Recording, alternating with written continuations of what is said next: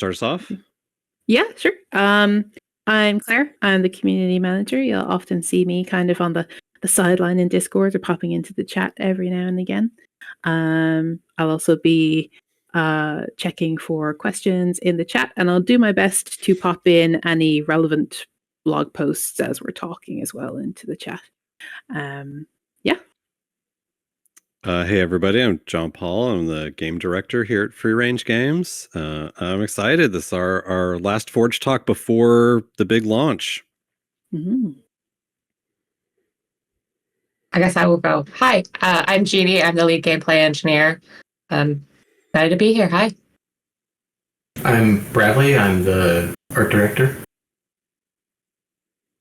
And I'm Ryan, a lead level designer, the biggest designer at large on random other things in the game too. Yeah. Before we really get started, Claire, I was curious. You were telling me someone was saying that because Spartans don't exist in Middle Earth, that kicking an orc off a cliff is now called a genie. Is that right? Yes. Yeah, that would be Guy. Decided that's what it's called because they only discovered they could do it because of the YouTube short we had where Genie explained how to do that. So apparently it's called a genie, and also you have to shout "Genie" as they fall to make it that much more authentic. That is high praise, Genie. It is my favorite thing. I told my parents immediately. Nice. Also, for those that did not watch the short, you hold block and do an attack to do the kick. It's very similar to how you would do a shield bash, but you have to do it without a shield equipped. So if you have a single hand weapon, or if you are on a corpse run and you only have your fists, you can front kick or genie to make yourself some more space to keep running to your corpse chest. It's funny, in the early prototypes of the game, it was actually really easy to do that. And we found that you never had to actually fight the orcs. You would just kind of kick every one of them off the cliff. And we're like, okay, we need to make this a little less easy to do. That's awesome. A move named after you. Very cool.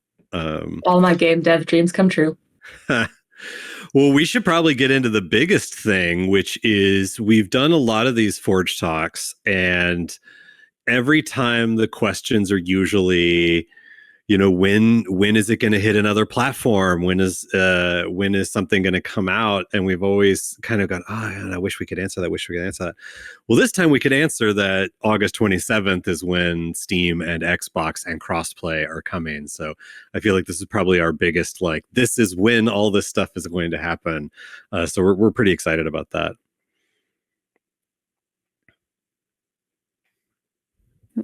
Sorry, I was muted. Yeah, I think my favorite thing has been because loads of people had theories of when we were going to be able to say that this was coming, and we're releasing it so much earlier as well. So it was a lovely surprise for me when I found out, and then I just had to stay quiet until we could actually say it properly as well. Yeah, nobody liked my idea of just not announcing the date and then just shadow dropping it. But, that's probably not best practice in game dev anymore. But that would have been fun, too, to see everybody's head explode. But I know there's a couple of big questions we should just get out of the way because we've seen them a lot in the community. The Xbox is going to be on August 27th. The page isn't up for pre-order yet. That's going to be happening very soon. It's a long and complicated technical thing of why it's not there, but it will be there. I don't believe pre-orders, there's not a pre-order bonus, so you're not really losing out on anything by it not being up there, but it'll be up in time for it to come out. So it is coming out at the same time.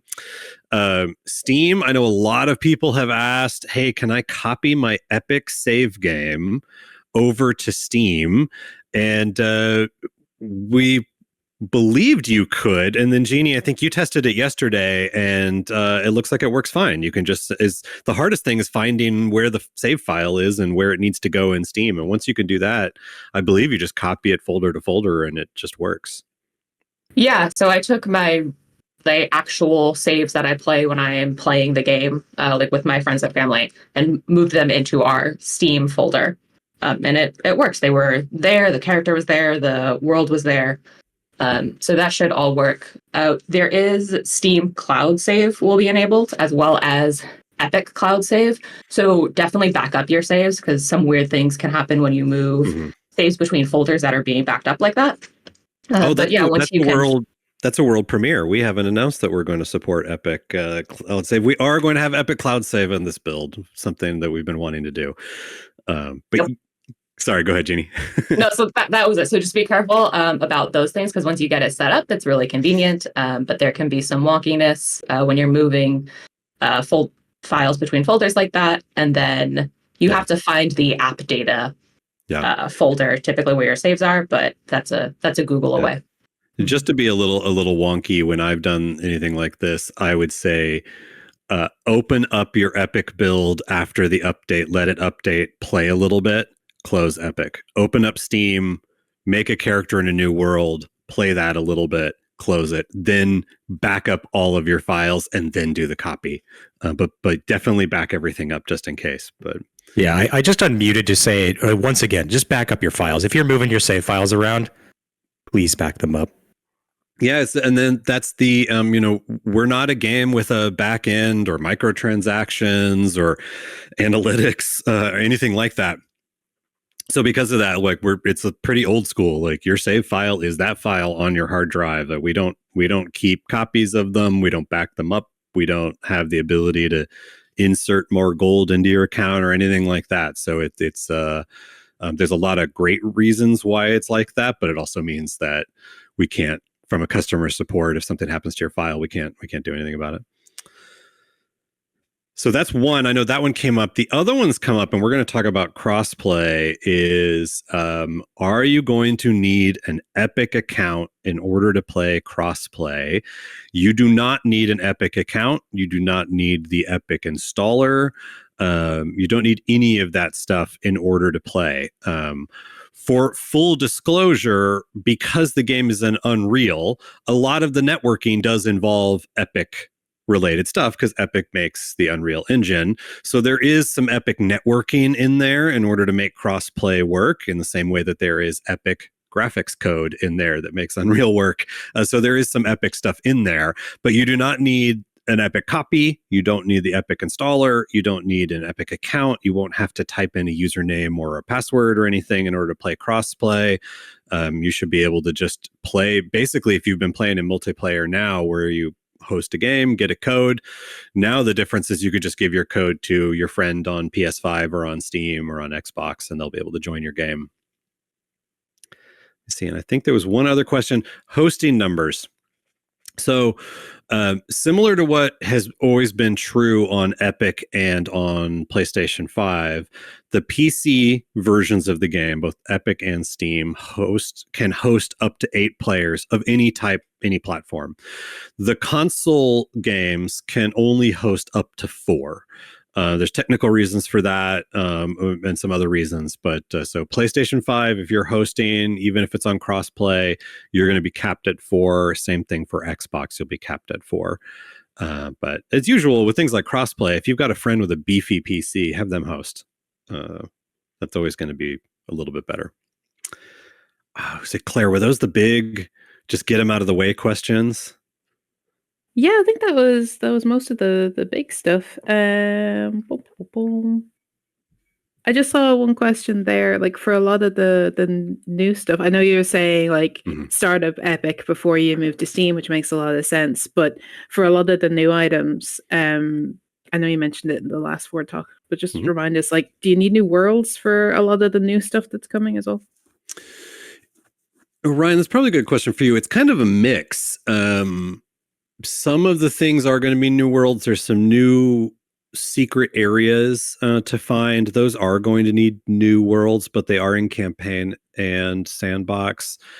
The things like a box and the books and scrolls from the those are going to be in existing worlds. Those will just show up. Is that right, Ryan? That's right. Yep. Okay.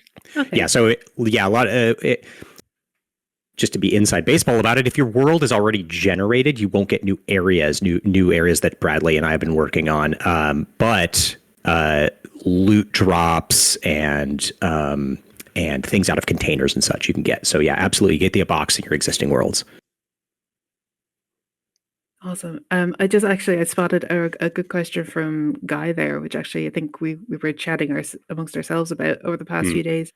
Asking on PS5 when they play with others, they see my PSN name. On PC, I see other players see their dwarf character names. What will happen with crossplay when it comes to names?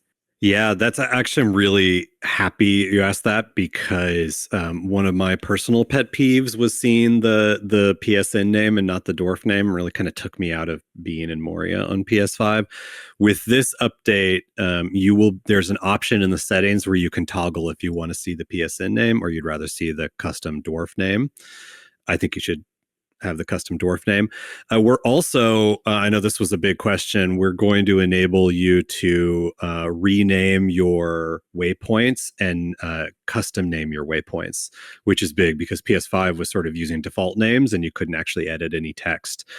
So those are two big, I think big, they're sort of like, they might feel minor, but big quality of life changes for PS5 players. So what you'll do is you'll go into your gameplay settings when you launch the update, and there you'll see two new settings, which is use custom waypoint names and display custom dwarf names. And once you set those to the correct setting, it will work a lot like the PC games.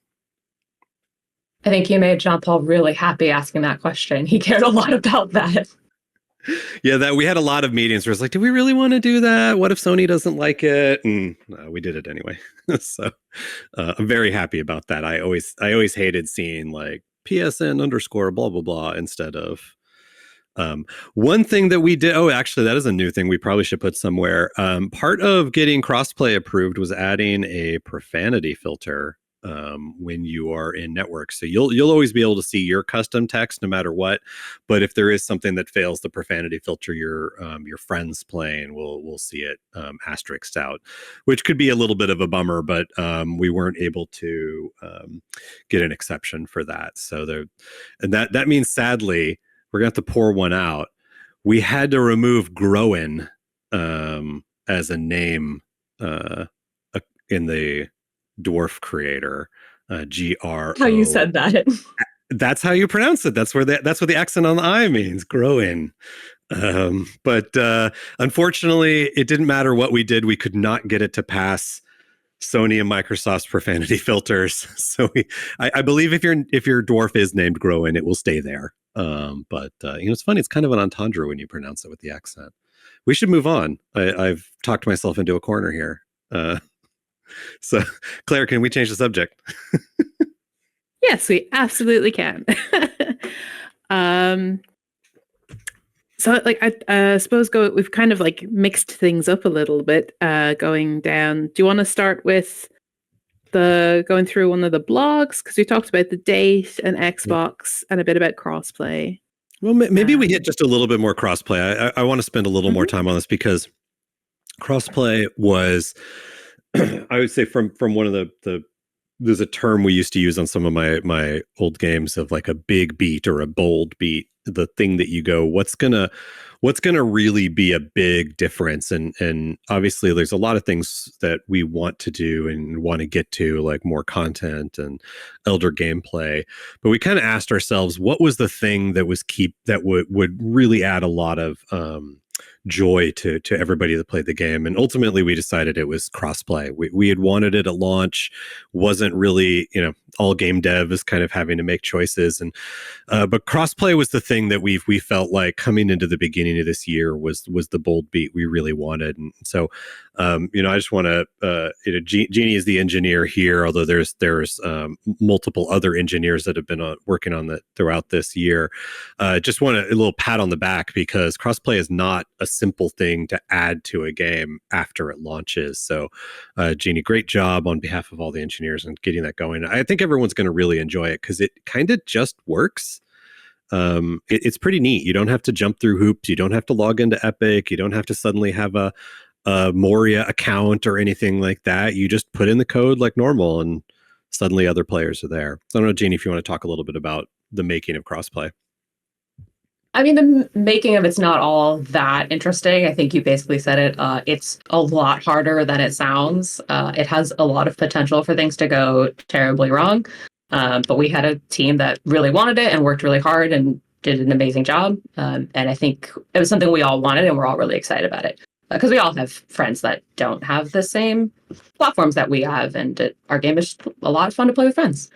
So yeah, just shout out to the other engineers. They did a really great job. Yeah, and it's going to be great because I know we all have friends that, I mean, we just saw so often players in Discord talking about, man, I really want to play with, usually it was like siblings or family members. I really want to play with my brother, but he's got an Xbox and kind of a bummer that I can't. And we all have friends like Ryan who only play on Steam. And you're just like, oh, okay, finally I can play with, like, I can play a game with Ryan now because he will only play on Steam. Thanks, Ryan. You're welcome. So, yeah, I don't know if there's any, Claire, were there any other crossplay questions we should hit before we go? But it's, yeah, I guess like I want to talk more about it because it was such a big deal, but I think about it, it's like, it doesn't, like, it's not like the Xbox dwarves glow green or anything like that. It just kind of works. Yeah, I guess the only interesting part is when you have to test it and you have to have like all of the machines running all at the same time. And we don't have a very large team, so there would be times when there was like more machines than people. So you kind of have to run it back and forth between the controllers to make it work. Yeah, I think I had like a PS5 and an Xbox, and then my PC running all this, like trying to hold the controllers. But you need two PCs because you gotta have Epic and you gotta have Steam. Yeah. You can warm your office that way. That sounds like a lot of heat being generated. Oh man, yeah. I when I moved into this house, I made the mistake of putting the PS5 and my Xbox both behind a cabinet, and I was playing and realized that it was like 300 degrees or something in there. I was like, oh, I need to vent this. Cool. Okay. Well, I mean, if that's that, let's move on. Let's talk about, so I want to jump into, we launched the 1.2 update. I think there were a couple of questions about what is the golden update. For anyone that knows what the golden update is, what we're calling 1.3, which is the one coming out August 27th. And that's mostly because we did a lot of gold stuff. So there's a lot of gold. So maybe we should talk about the blog. If you haven't seen it, Guilty Pleasure. And you just talk about, like, we did a couple of things. This partly came out of an in-joke that we accidentally shipped with gold ingots in the game at one point, but there was nothing to do with them because we hadn't finished some of the art for the gold. And so this update, we were like, well, if you want to use gold ingots, we're going to give you reasons to use gold ingots. So why don't Ryan, why don't you and I just talk about some of the things in that blog post. So Claire posted in there. So one of the things that just starting with that lead image at the top, this is probably one of the most requested things that we got, and one of the things that we were excited, which is the ability to shove the treasure piles together. So I don't know if Ryan, you want to talk huge. a little bit about that. That's huge. Bradley actually solved that problem for us, which was good. I think I went in and did the work to make it work, but it was, silly little things in game development where it's not so hard, so easy to do things until somebody points out a novel way of doing it, and then it's very easy. And you can mint coins, and there's a gigantic treasure pile that we added to. I can't remember what we're calling that one specifically. Oh, I don't. I hope I named it something cool. Treasure trove, maybe treasure. Anyway, hoard? it's or we use treasure hoard. Yeah, that might be the. Yeah. Anyway, it's bigger. It's bigger. It's better. You can build treasure everywhere. So that was the lead image, and it was really fun to get that in. Yeah, I don't know, Bradley, you want to talk a little bit about a little behind the scenes on that? I know it wasn't a super complicated thing, but it was still a big change. Well, the fantasy that we always had in mind when, we were talking about just even the idea of dwarves, wanting to have a space in their homes that was dedicated just to the storage and display of treasure, was to have that, like, the swimming pool, that you're diving into. The game at launch, we got the feature functional, but it didn't quite deliver the emotional. So that was one. Yeah. I can't wait to see how people change their mega bases up a little bit in order to make it really look big. Yeah, that's gonna be great. Yeah, there's probably a lot of tricks now that, it's funny. So we jumping around a little bit, but like when we did the building awards, and then I know, Ryan, one of the things that you were doing with Sandbox, and as we were trying to iterate on the building snapping system, we got save games from some of our elder players, and we were able to jump in and walk around in it, and looking at some of the little tricks that people use in order to make things look cool. So I'm excited to see what some of our hardcore builders are going to do in order to, now that they've got the ability to make kind of a big Smaug style treasure room. I feel there's a gold build challenge in our not too distant future. Ooh. Oh, absolutely. Especially after those base build videos that we saw from people. Yeah, it's gonna be great. Well, the next thing in this blog is talking about, we wanted you to, not just with the treasure piles, but we felt like we wanted some building options that were a little more gold. And some of that was inspired by, there's just parts in the game. There's ancient architecture parts of the game that are a little more gilded than you can build. So we added in the checkerboard floor with gold, and then the gold plated walls. And there's several variations there too. There's a lot of walls to build now, which is great. A lot of gold walls. How many did we add, Bradley? We added a few variations of a normal size wall. I think a couple of variations of a thin wall. Yeah, it's gonna. And then the floors that you can see in the screenshot. Yeah. I think it was also really great because it gave us an opportunity to take some of the dwarven iconography, like the figures that we have, and offer them as building parts. So you really feel like you're dressing up your whatever you decided to be, a palace or a disco floor or whatever, but that it feels, care. And these will unlock with if you're an elder player, they will unlock when you open up the game. So these will be in original or previous saves as well. You don't need a new world to unlock these. And then the last thing is the gold, black, and white armor variants. These were, we always had this design thinking, which is you play a lot of these games and you end up like towards the end of the game and everyone's kind of wearing the same one armor set. And we knew obviously for the game mechanics, we needed to have a end game armor set that you really wanted to work towards and build. But we still wanted you to be able to have, if you're playing with a bunch of friends, where all 8 dwarves could look different if you wanted. And that was why we did things like the shields and the helmets, having a lot of variety, but capping out their abilities. Or their power. And so we knew we also wanted to take some of our higher level armor sets and give you even more options or ways to do them. So we have the tinting, but these were really inspired by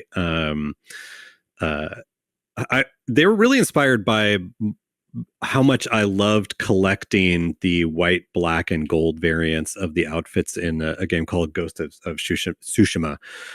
That one was just super fun. Like making things all white, making things all black was always kind of neat for me. And so when Bradley and I were talking about how could we do this, we felt like it was not that hard to go in and make some of these. So you can see in the blog the gold version, the black version, and I think my favorite is the white version because it's just got so much contrast with the darkness of the world.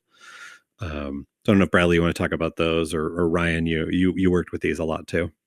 Well, it's just cool, right? Like you can't, with the tinting system as it works, it was a way of having that kind of color coordination and custom. But with this, we're affecting more than just you do in tinting. So it's just a really awesome style that I'm also excited. Probably. Yeah. There's a lot of different sets that we added the black, white, and gold variations to. Yeah, we haven't really listed them, have we? We've only shown a couple of examples. I think we've shown a couple. I feel like there's at least 4 different sets, maybe 4. Do you have the list? Do we have the list somewhere? I bet one of us could pull that up. Find it. But yeah, the way that you where is it? I've got it right here somewhere. Yeah, and I see you guys asking. These are all cosmetic, so these don't change the power level. They're and they won't be in the tints. You actually have to make them because they've got a slightly different recipe. Yeah, so mostly for you just want to really show off. Go ahead, Ryan. The sets that we have, you can do all those variations on the Erebor set, on the Belagast set, the Khazad army set, Durin's set, and the Nogrod set. That's a lot of good stuff. And the way that you will be able to unlock them is as soon as you have crafted a full set of any of those armors, then you'll unlock those variations that you can build. And yeah, they do have different recipes to them. So. Yeah, and the Nogrod set, I think the color variations of Nogrod set might be a week or two after the launch. We're planning on another quick patch in September. Just a couple little bugs that didn't quite make the deadline this time. So there'll be a small patch in September. I think that will end up having the Nogrod. That's correct. Yeah. The Nogrod set looks really cool. I'm excited about that. Yeah, I think that's it for the Guilty Pleasure blog. Anybody want to throw anything else on that one before we move on? Maybe talk about the Sandbox blog. Yeah, let's jump into Sandbox. So Ryan, this was kind of your area of, we launched in 1.2 the sort of alpha version of Sandbox, and then got a lot of really good feedback from the community, played it ourselves, and we made some big decisions there, and made some, we felt like we left room for, we might do a whole lot of changes, but we ended up doing more changes on the margin and some improvements here and there. If you could talk a little bit about it. And of course, I keep forgetting, Sandbox hasn't been on PlayStation 5, so this will be the first time it's on consoles. So that's going to be pretty exciting, I think, for everybody too. But Ryan, maybe talk a little bit about what did we learn from that alpha that we put into play for this one. There were a few big things that we learned. Not big, like foundational, nothing. We didn't throw anything out. We did just iterate and tweak what was there in order to make it work a lot better. But we did some improvements on the world layout side. So a couple of problems that happened in a few different areas, both early, mid, and late game, were the world was generating in a way that was making it really hard to progress, because oftentimes you'd have to go through areas that were much more difficult than you could handle. That was never the intention. We wanted a difficulty ramp, but we didn't ever want to put a difficulty wall in front of you that you weren't going to be able to handle. So we did some world generation improvements to make that better. I think the community found a few of those. I think internally, one of our engineers found one, so that was really good to have a lot of people playing and play testing and giving feedback on that. We added a lot of these new items too to make the unlock ramp and the gameplay ramp work better and feel more like the well-tuned and crafted ramp that you had in the campaign. So there's more stuff to unlock, different areas that you unlock, and I think something that's come up for people, and it's an artifact of the way that we changed the game around a little bit, is just some of the unlocks and some of the ways that you progress in the Sandbox mode are different than you would experience in campaign. That's caused a little confusion, but hopefully the community can help each other figure out what those things are. What else did we do? We did a lot of, I know Bradley they added the new version. Like, we added more like small environments, like yes. The elven areas. Yeah, Bradley, you want to kind of go through, and then there's one thing that's more campaign than Sandbox that I want to hit at the end. But Bradley, if you want to talk about maybe some of the things that you did to improve the environments and we really had like two goals. One was to just improve the way the world generates because of certain kind of requirements for that under the hood. Just increasing the number of connections, like the ways that these spaces could to each other. So that meant making some changes to existing environments, and also involved making some more with some tighter spaces and some more variety. So like the Elven Quarter has got a little bit more variation to it now. There's some secret areas in the urban areas. A few locations there that I'm looking forward to. And just generally trying to increase the density of nooks and crannies, like little spaces out of the way or what's down this there's actually a door down here, and then that door leads to a whole other space, and then that space connects to another area of the map. So that just exploration is a little bit, there's just generally a sense of surprise. Yeah. And then one of my, there's a couple things that we learned from Sandbox that we pulled back into campaign. If I'm remembering right, Ryan, is this is the update that we're adding. Some of those stairs from Sandbox are going to end up in campaign. Yes, that's correct. Yeah, because that wasn't in 1.2. That's a new thing for this one, right? I believe that's correct. I'm sort of beginning to lose track of exactly what's been released, but I think we did that update after 1.2 came out to make sure that campaign was getting some of the improved navigation from those stairways. Yeah. Yeah. So with I'm going to dance around this because I don't want to be spoiler, but the very last area of the game is one of our most, like one of two most questioned, like, I don't know how to get through this area. And part of that was there was a couple of particular places that like a couple of environments that repeated in a way we didn't really like, that made vertical traversal really confusing. And so this will be for new campaign worlds after this update. That area at the end, we've ripped out and put a set of stairs in there. So it should be a lot more straightforward how the vertical traversal works at the very end of the game. So hopefully, I think I'm dancing around the spoilery stuff. So for those of you who've beaten the game, you probably know what I'm talking about. The other one, in case you're wondering, is trying to find the first orc town. That's the one that we're like I think it hurts Ryan and I every time we see someone post that. We're like, oh, we're it's hard to find the first orc town. But that one, one is soul destroying. Yeah. So the stairs in campaign, that's going to be new. And then the other one that I'm really excited about is there is basically, let me see if I can say this. So I think this is going to be slightly spoiled. Basically, at some point in the game, you probably know if you haven't played it, you do get to the big city of Dwarradelph, and part of that is the area that the Balrog destroyed. And when we launched last year, for a bunch of reasons, we basically, we were playing it afterwards, and we were feeling like, hey, I feel like this doesn't really tell that story. The environment art doesn't tell the story the way that we wanted it to. And so with this update, Bradley, you went through and really made it feel more like a destroyed city than, sort of collapsed caves. Yeah, we made a whole new set of assets to populate this. So you have buildings that, have been truly demolished, and then also can be rebuilt, like any other distiller. But you're coming in and out a little bit. Go ahead, Red. That update will serve both new worlds in campaign and new worlds in Sandbox as well. So everybody who creates a new place to play in gets the update to that area, which is really cool. And it does look a lot better, and it feels so much more, so much closer to the direction that we wanted it to be. So I love it. It's great. The other thing that's cool about it, and this is for the real, the hardcore builders, it's also the first time that we're putting a large adamant walls in the world. So the buildings in that space are built using a different subset of the parts. So there's just a different sort of style building those that I think. Yeah.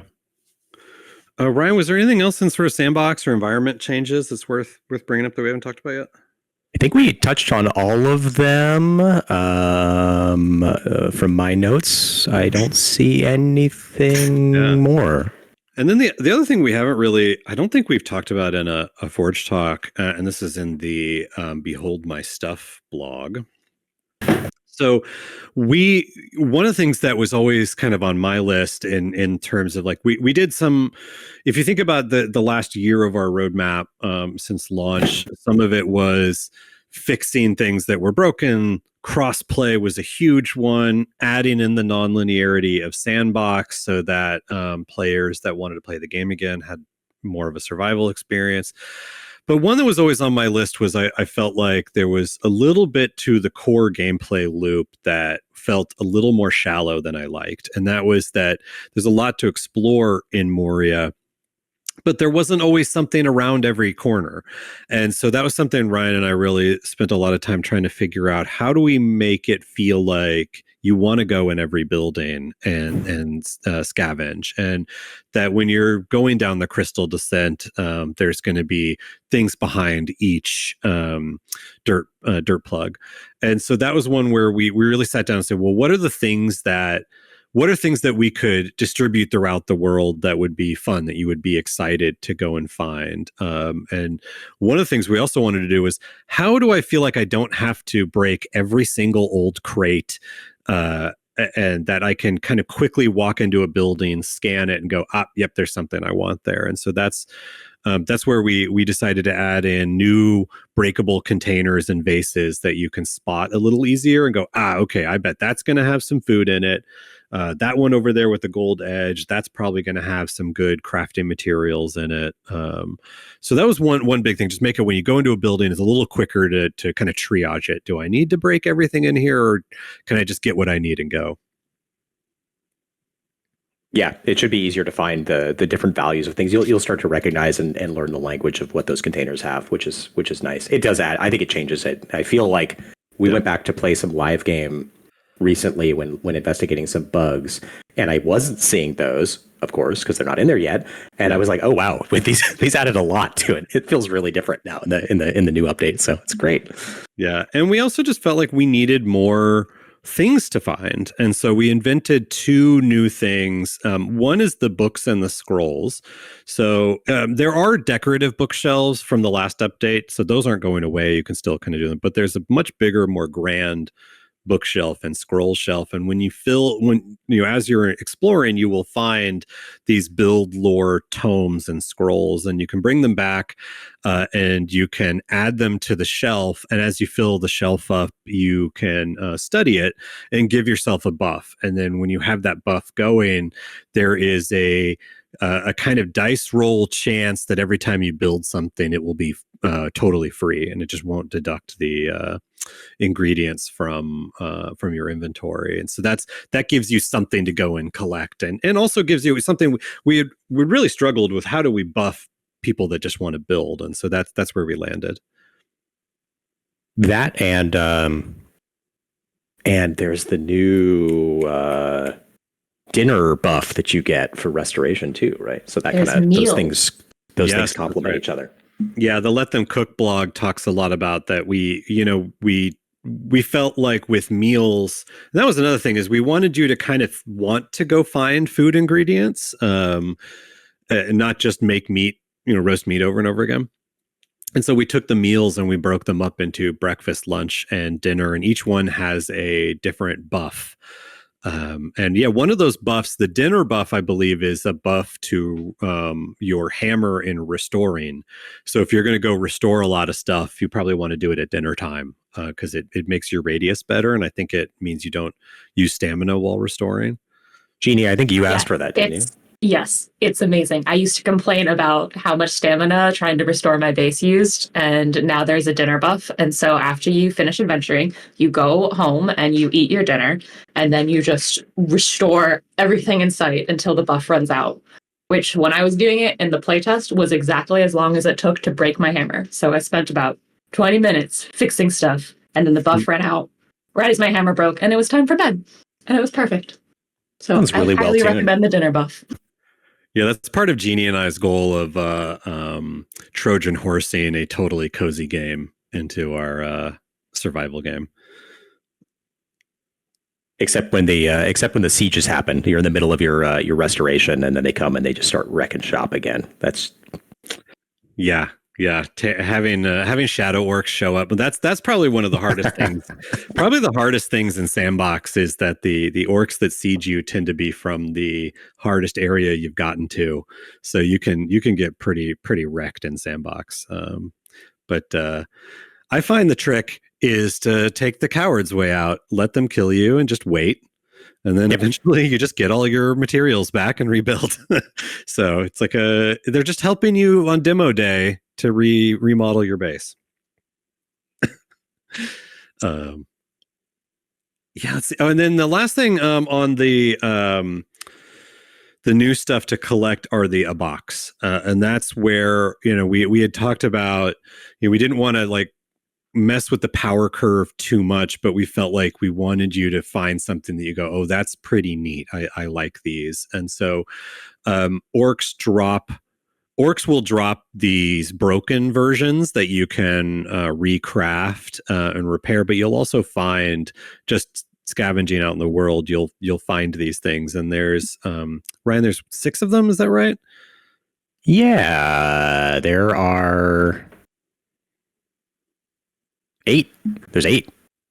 Yeah. Oh, 8. Then so I think my favorite is really early in the game. You can scavenge the ones that make sprinting free and not cost stamina, especially in sandbox. You want to hoard those, and you go, oh, I need to get back to my base, and you crush a couple of those and manage to sprint all the way back to your base. But there's ones that they're solving a couple of problems. So we wanted to, there's a few things that we knew were just a little bit painful, and that we wanted to give you a way beyond just the brew. If you think about the brew for poison and shadow are more preventative.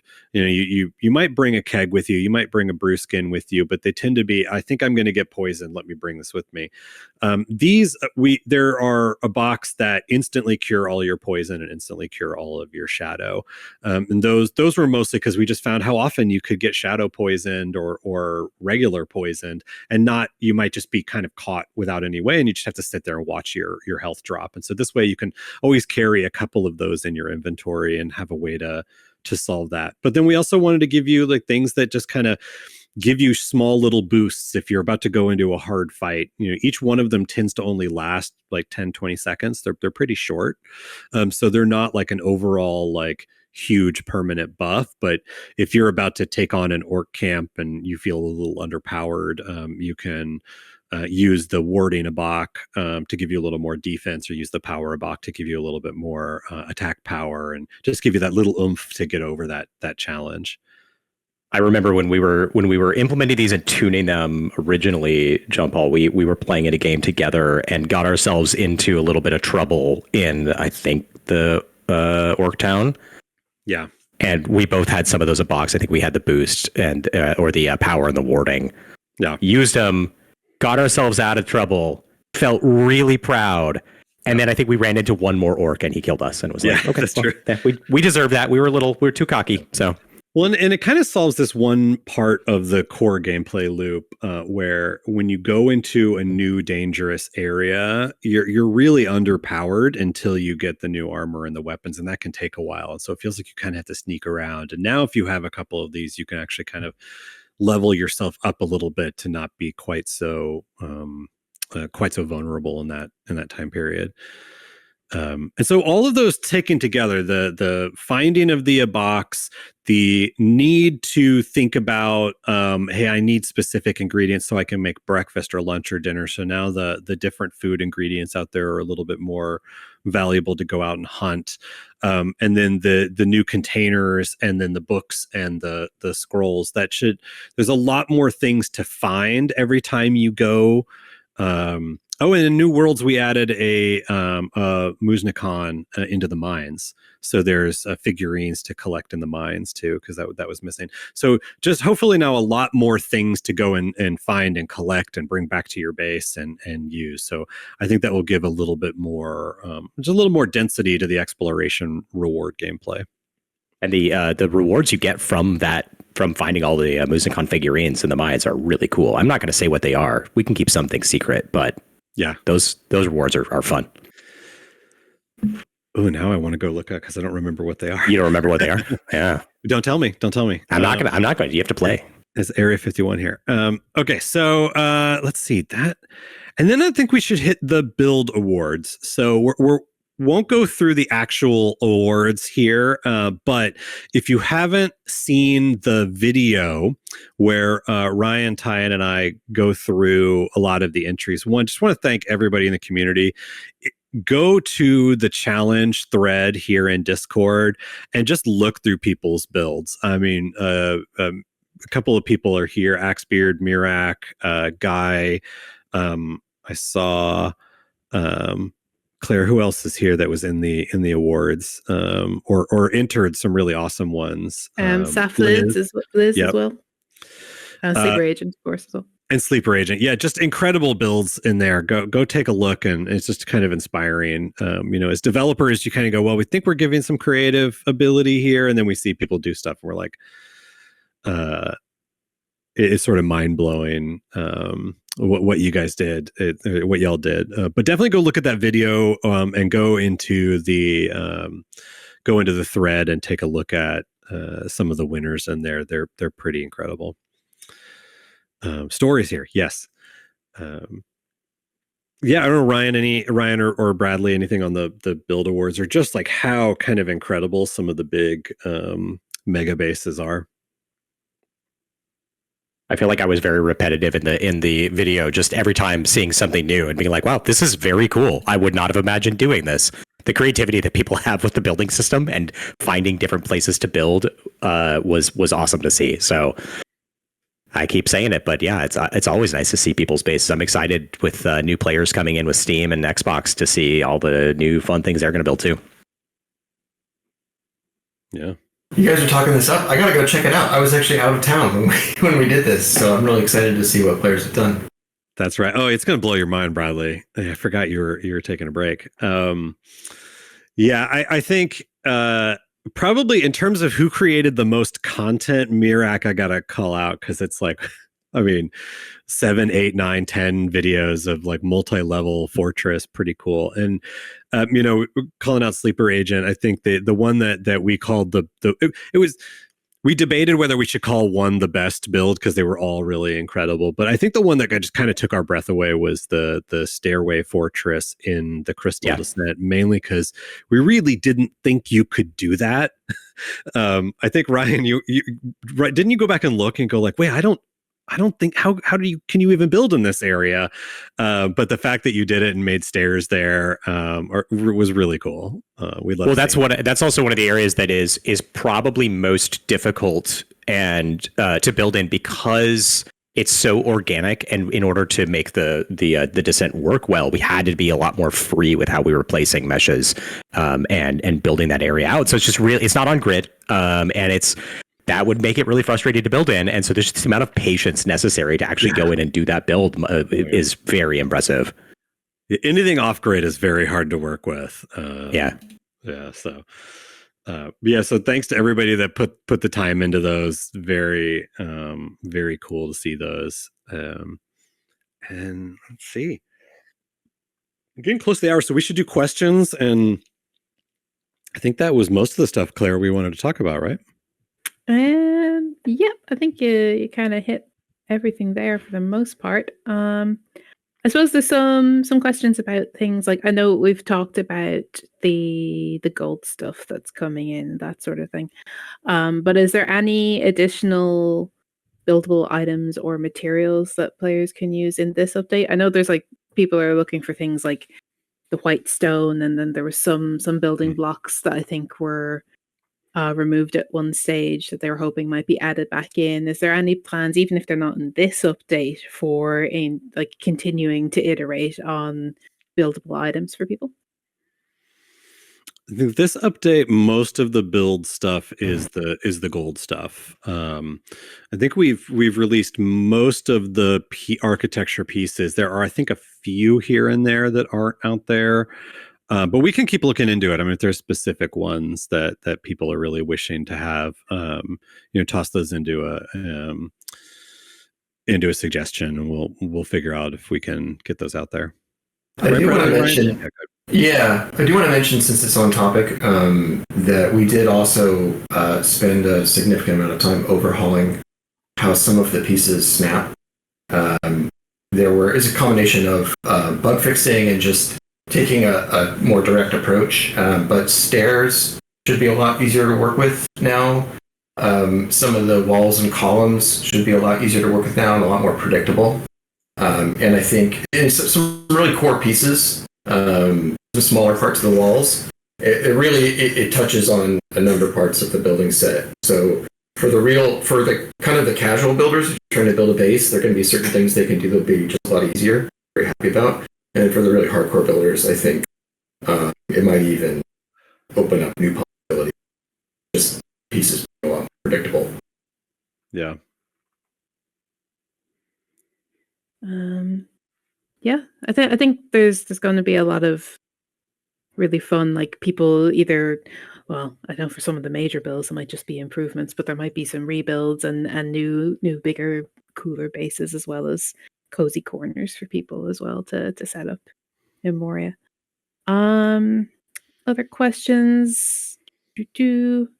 Oh, are there any updates to the map in this update? I know some people were asking about like a different way to display verticality, and that sort of thing. Yeah, not in this update. It is on our list. You know, we always keep a running list of things that we want to get to and improve. The map we took that stab at it when we released Sandbox to make it a little easier on the eyes. The verticality part is one we have on the list, but we haven't done anything about yet. Darren Deathless is just asking there, will there be any exclusive stuff on Steam? And about will there be voice chat included in future builds? Yeah, no voice chat, and that's pretty. I think Ryan, you could correct me. Pretty typical now is that Discord is kind of one on voice chat, and you can do them on the consoles now. So we won't have voice chat. We're relying on y'all using other ways to do that. And then exclusive stuff. No, actually, there isn't any exclusive. Well, at least in the game, there isn't any exclusive stuff, and partly that's crossplay. We want to make sure everybody, no matter what platform, gets to play with all the cool stuff. Steam will have. We haven't announced that yet. We are working on, at some point in the future, a original soundtrack and an art collection that will most likely go on Steam. The original soundtrack so far is sounding pretty cool, but can't talk about when on that one yet. Yeah, that's a watch this space for more information there as we get bits and pieces together for that. Yeah, like I suppose like there's other questions. Like I know this is the sorry, start again. This is like the update we're talking about now. We've kind of covered most of the stuff that's in there. I know there's loads of questions where people are asking about future updates and the NPCs and fully cleaning up Moria, like removing those dirt piles and everything, which I know is tricky because I think Bradley has answered that before. It depends on how the dirt piles are put in, but what like. Yeah, I feel like we should save the chat because so many of the questions is another way of the community indicating what on the list should be higher priority. Yeah, that's what I'm thinking, because I was going to say like there's so much there, and I know you want to like obviously get this update out first. This is an absolutely huge one, but we'll obviously be taking like keep sending us feedback and all of that stuff, because anything that's a question there that's a not this update can become a feedback and suggestion for the team to consider for the future as well.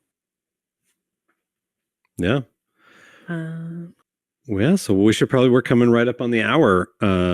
So I think we should thank everybody for coming, and really excited for everybody to see and play the new update and play with each other. And we're hoping in the next, between now and, God, it's less than 2 weeks now, between now and Tuesday the 27th, we're going to have some more videos showing some stuff off, and hopefully some live streaming and a couple of other ways you can kind of get eyes on things ahead of the update. But yeah, be ready to grab a build on August 27th and jump in and play.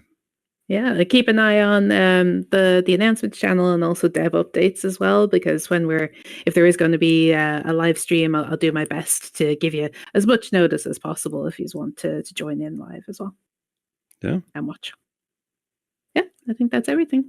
Yeah, thank you everyone, and thank you everybody. Dev team for joining us as well as always.